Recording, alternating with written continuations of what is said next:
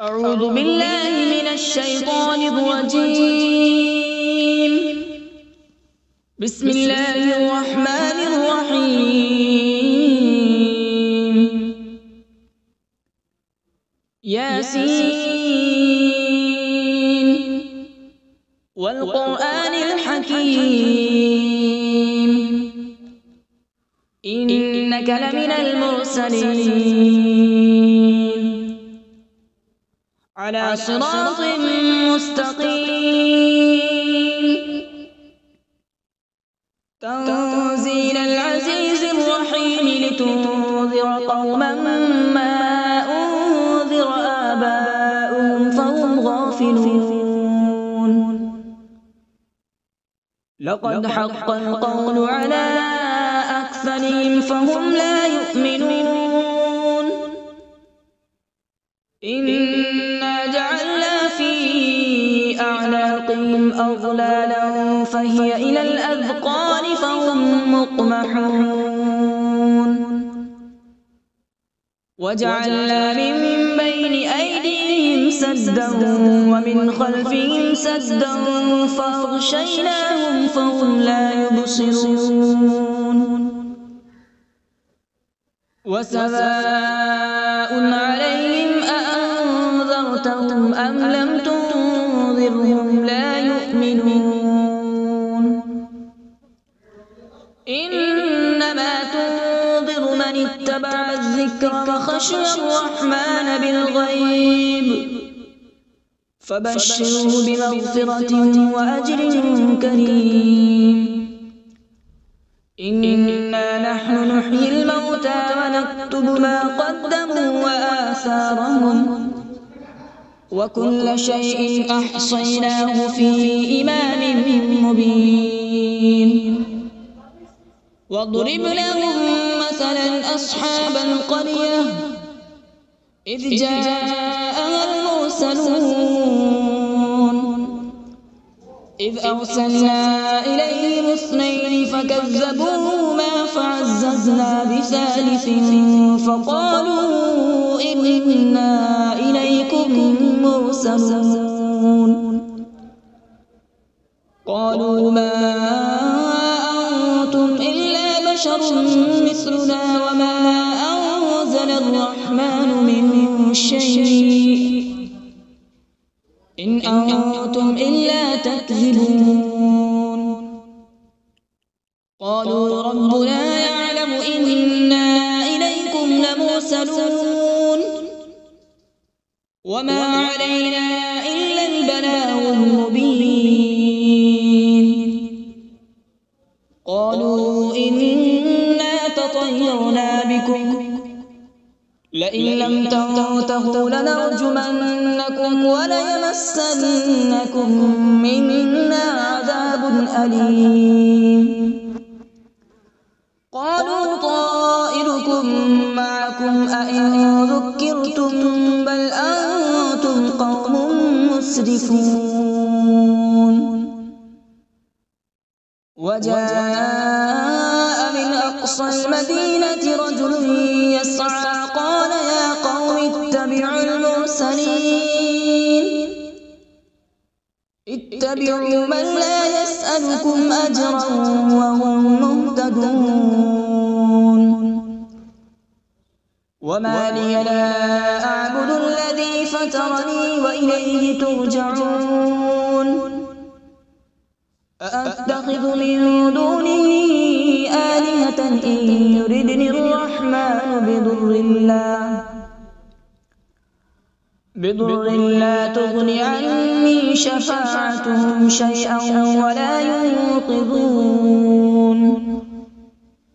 إني إذا لفي ضلال مبين. إني آمنت بربكم فاسمعون. قيل ادخل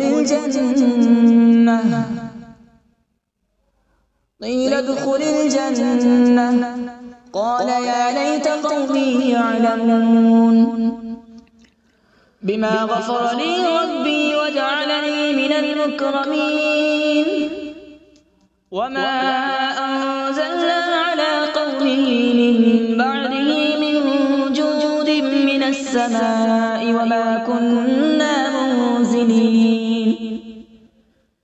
إن كانت إلا صيحة واحدة فإذا هم خامدون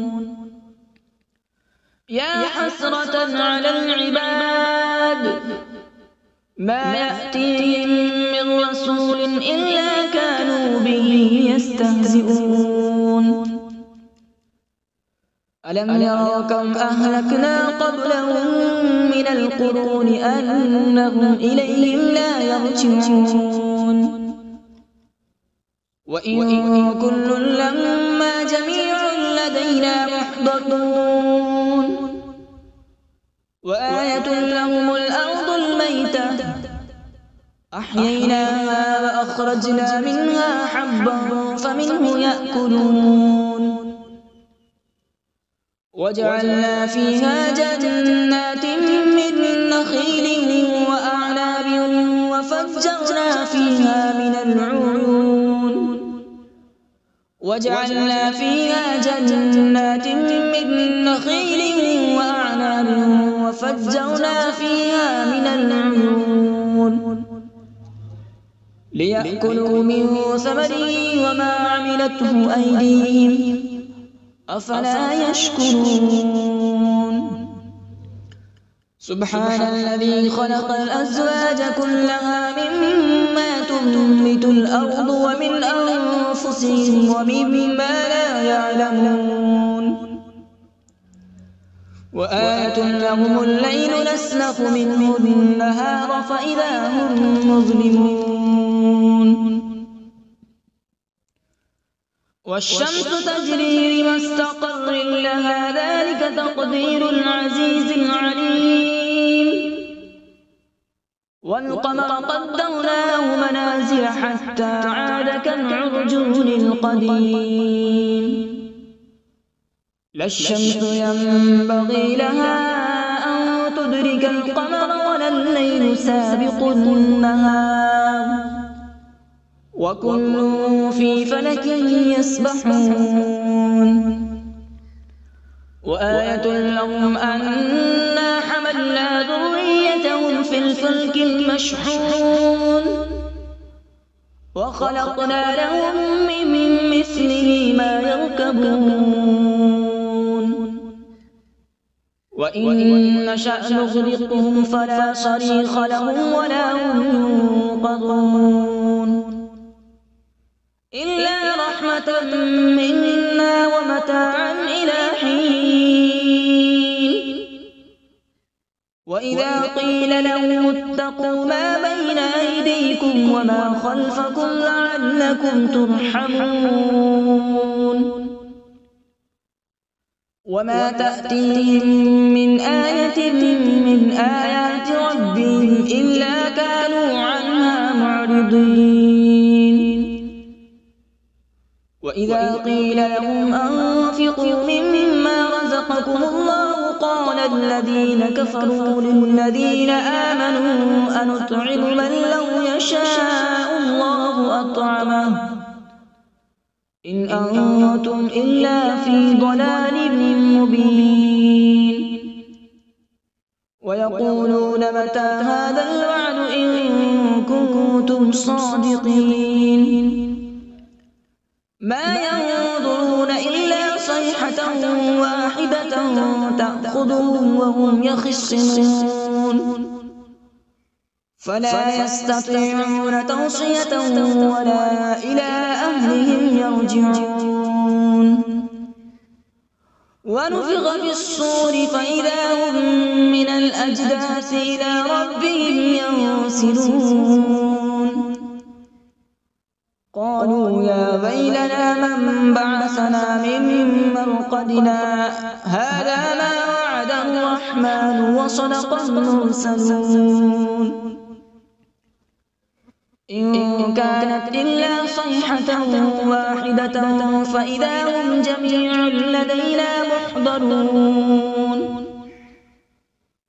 فاليوم لا تظلم نفس شيئا ولا تجزون إلا ما كنتم تعملون إن أصحاب الجنة اليوم في شغل فاكهون هم وأزواجهم في ظلال على الأرائك متكئون لهم فيها فاكهة ولهم ما يدعون سلام قولا من رب رحيم وامتازوا اليوم أيها المجرمون ألم أعهد إليكم يا بني آدم ألا تعبدوا الشيطان إنه لكم عدو مبين وأن اعبدوني هذا صراط مستقيم ولقد أضل منكم جبلا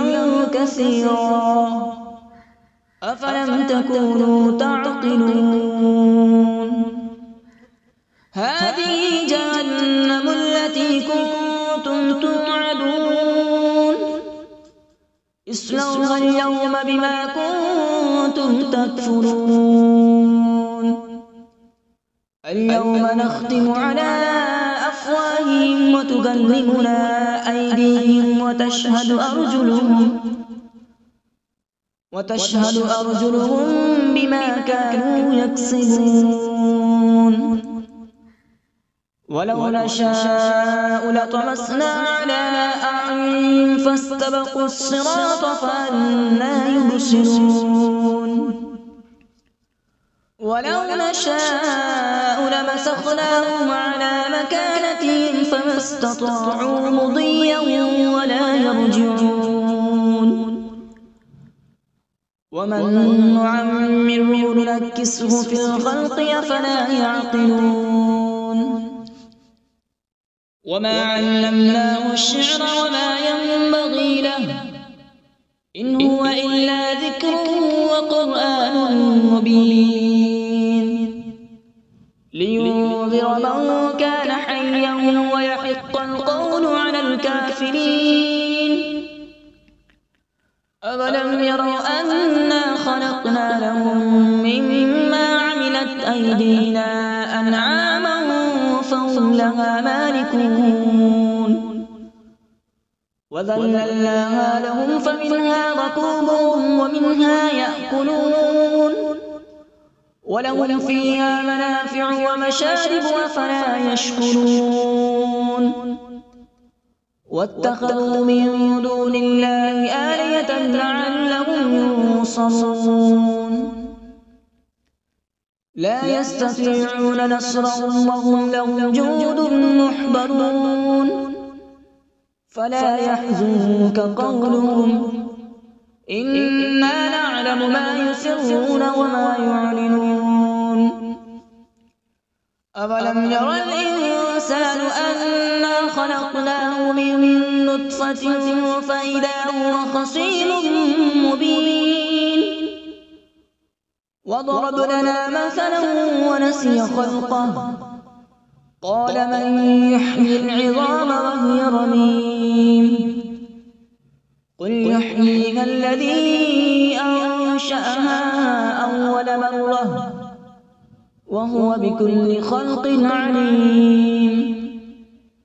الذي جعل لكم من الشجر الأخضر نارا فإذا أنتم منه توقدون أوليس الذي خلق السماوات والأرض بقادر على أن يخلق مثلهم بلى وهو الخلاق العليم إنما أمره إذا أراد شيئا أن يقول له كن فيكون فسبحان الذي بيده ملكوت كل شيء وإليه ترجعون أعوذ بالله من الشيطان الرجيم بسم الله الرحمن الرحيم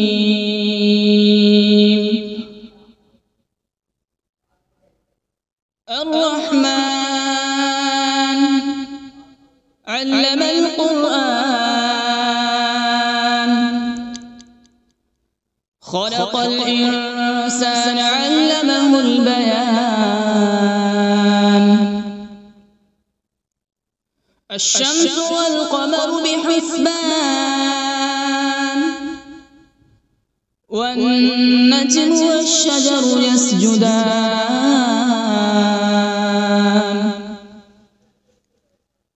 والسماء رفعها ووضع الميزان ألا تطغوا في الميزان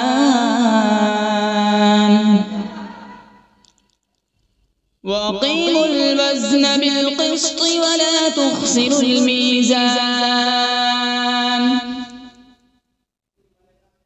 والأرض وضعها للأنام فيها فاكهة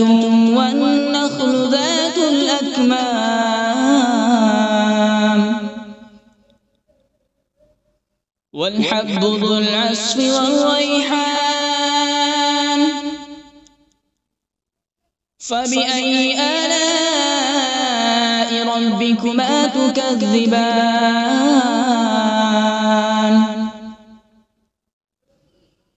خلق الإنسان من صلصال كالفخار وخلق الجان من مارج من نار فبأي آلاء ربكما تكذبان رب المشرقين ورب المغربين فبأي آلاء ربكما تكذبان مرج البحرين يلتقيان بينهما برزخ لا يبغيان فبأي آلاء ربكما تكذبان يخرج منهما اللؤلؤ والمرجان فبأي آلاء ربكما تكذبان وله الجوار المنشآت في البحر كالأعلام فبأي آلاء ربكما تكذبان كل من عليها فان ويبقى وجه ربك ذو الجلال والإكرام فبأي آلاء ربكما تكذبان يسأله من في السماوات والأرض كل يوم هو في شأن فبأي آلاء ربكما تكذبان سنفرغ لكم أيها الثقلان فبأي آلاء ربكما تكذبان يا معشر الجن والإنس إن استطعتم أن تنفذوا من أقطار السماوات والأرض فانفذوا لا تنفذون إلا بسلطان فبأي آلاء ربكما تكذبان يرسل عليكما شواظ من نار ونحاس فلا تنتصران فبأي آلاء ربكما تكذبان فإذا انشقت السماء فكانت وردة كالدهان فبأي آلاء ربكما تكذبان فيومئذ لا يسأل عن ذنبه إنس ولا جان فبأي آلاء ربكما تكذبان يعرف المجرمون بسيماهم فيؤخذ بالنواصي والأقدام فبأي آلاء ربكما تكذبان هذه جهنم التي يكذب بها المجرمون يطوفون بينها وبين حميم آن فبأي آلاء ربكما تكذبان ولمن خاف مقام ربه جنتان فبأي آلاء ربكما تكذبان ذواتا أفنان فبأي آلاء ربكما تكذبان فيهما عينان تجريان فبأي آلاء ربكما تكذبان فيهما من كل فاكهة زوجان فبأي آلاء ربكما تكذبان متكئين على فرش بطائنها من استبرق وجنى الجنتين دان فبأي آلاء ربكما تكذبان فيهن قاصرات الطرف لم يطمثهن إنس قبلهم ولا جان فبأي آلاء ربكما تكذبان كأنهن الياقوت والمرجان فبأي آلاء ربكما تكذبان هل جزاء الإحسان إلا الإحسان فبأي آلاء ربكما تكذبان ومن دونهما جنتان فبأي آلاء ربكما تكذبان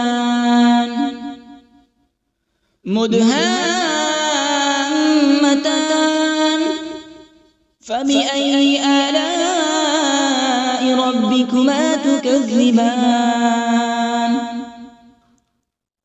فيهما عينان نضاختان فبأي آلاء ربكما تكذبان فيهما فاكهة ونخل ورمان فبأي آلاء ربكما تكذبان فيهن خيرات حسان فبأي آلاء ربكما تكذبان حور مقصورات في الخيام فبأي آلاء ربكما تكذبان لم يطمثهن إنس قبلهم ولا جان فبأي آلاء ربكما تكذبان متكئين على رفرف خضر وعبقري حسان فبأي آلاء ربكما تكذبان تبارك اسم ربك ذي الجلال والإكرام بسم الله الرحمن الرحيم تبارك الذي بيده الملك وهو على كل شيء قدير الذي خلق الموت والحياة ليبلوكم أيكم أحسن عملا وهو العزيز الغفور الذي خلق 7 سماوات طباقا ما ترى في خلق الرحمن من تفاوت فارجع البصر هل ترى من فطور ثم ارجع البصر كرتين ينقلب إليك البصر خاسئا وهو حسير ولقد زينا السماء الدنيا بمصابيح وجعلناها رجوما للشياطين وأعتدنا لهم عذاب السعير وللذين كفروا بربهم عذاب جهنم وبئس المصير إذا ألقوا فيها سمعوا لها شهيقا وهي تفور تكاد تميز من الغيظ كلما ألقي فيها فوج سألهم خزنتها ألم يأتكم نذير قالوا بلى قد جاءنا نذير فكذبنا وقلنا ما نزل الله من شيء إن أنتم إلا في ضلال كبير وقالوا لو كنا نسمع أو نعقل ما كنا في أصحاب السعير فاعترفوا بذنبهم فسحقا لأصحاب السعير إن الذين يخشون ربهم بالغيب لهم مغفرة وأجر كبير وأسروا قولكم أو اجهروا به إنه عليم بذات الصدور ألا يعلم من خلق وهو اللطيف الخبير هو الذي جعل لكم الأرض ذلولا فامشوا في مناكبها وكلوا من رزقه وإليه النشور أأمنتم من في السماء أن يخسف بكم الأرض فإذا هي تمور أم أمنتم من في السماء أن يرسل عليكم حاصبا فستعلمون كيف نذير ولقد كذب الذين من قبلهم فكيف كان نكير أولم يروا إلى الطير فوقهم صافات ويقبض ما يمسكهن إلا الرحمن إنه بكل شيء بصير أمن هذا الذي هو جند لكم ينصركم من دون الرحمن إن الكافرون إلا في غرور أمن هذا الذي يرزقكم إن أمسك رزقه بل لجوا في عتو ونفور أفمن يمشي مكبا على وجهه أهدى أمن يمشي سويا على صراط مستقيم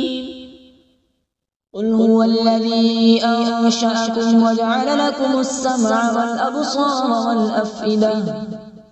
قليلا ما تشكرون قل هو الذي ذرأكم في الأرض وإليه تحشرون ويقولون متى هذا الوعد إن كنتم صادقين قل إنما العلم عند الله وإنما أنا نذير مبين فلما رأوا زلفة سيئت وجوه الذين كفروا وقيل هذا الذي كنتم به تدعون قل أرأيتم إن أهلكني الله ومن معي أو رحمنا فمن يجير الكافرين من عذاب أليم قل هو الرحمن آمنا به وعليه توكلنا فستعلمون من هو في ضلال مبين قل أرأيتم إن أصبح ماؤكم غورا فمن يأتيكم بماء معين صدق الله العظيم.